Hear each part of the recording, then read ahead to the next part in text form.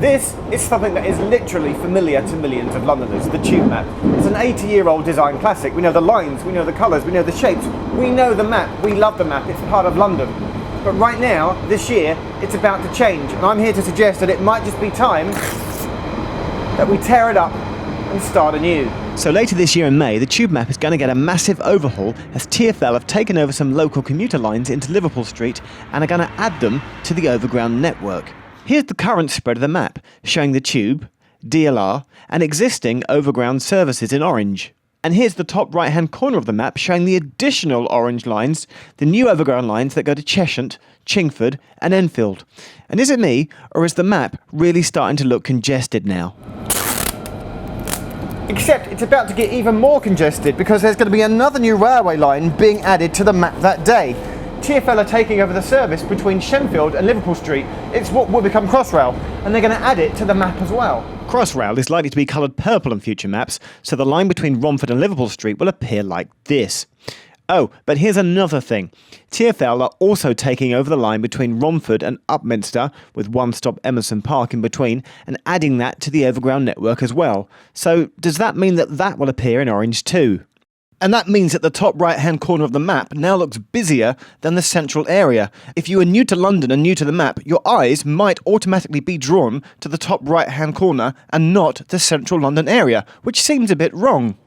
To get some more thoughts on this, we caught up with Max Roberts. Max runs the website tubemapcentral.com, where he's designed over 100 alternative London tube maps. It already is too small and too cramped. The deluge of information on it, when Henry Beck designed his map, there are about 100 stations less in 1933 than there are these days. The printed page size is the same. Sooner or later something's got to give. This map should have been made A3 size when the Overground network joined it a few years ago.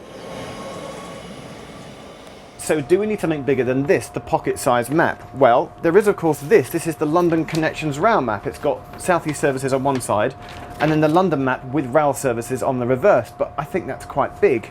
It's not as big, however, than this, which is the New York map, which we got. All the metro services on one side, regional on the other, but that's really big and cumbersome. What we do quite like is this, the Paris Metro map, which if you unfold quite nicely, metro services on one side with the regional services, and then a bus map as well. And this is a really nice size map.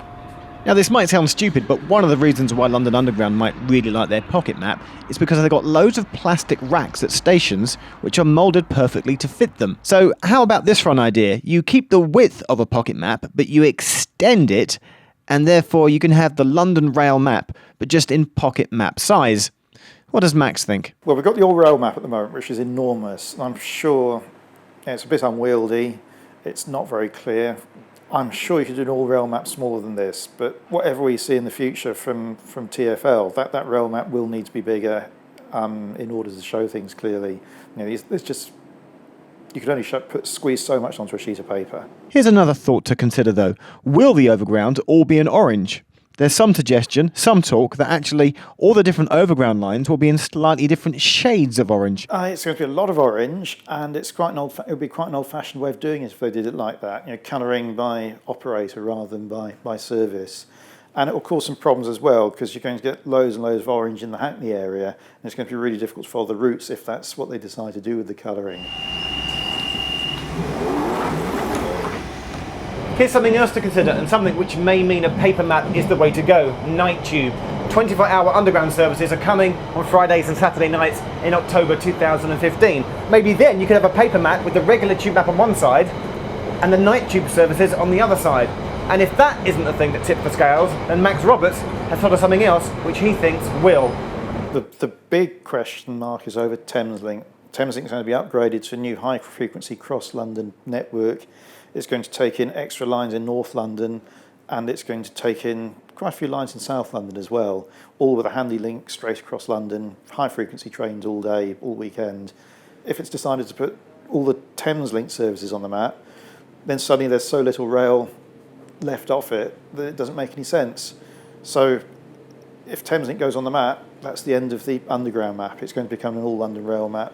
There's no sense in having a separate publication. So the new services start on Sunday, May the 31st. The new map will be online on the TfL website sometime shortly before that, and in print at stations too. Only then will we find out if the future is orange, purple, or some other colour.